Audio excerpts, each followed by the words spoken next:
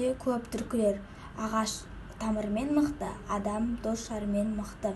Қыстың көзі құрау, сәуір болса күн күркірер. Су жетпеймін демейді, жар жеткізбейді. Ер жетпеймін демейді, мал жеткізбейді.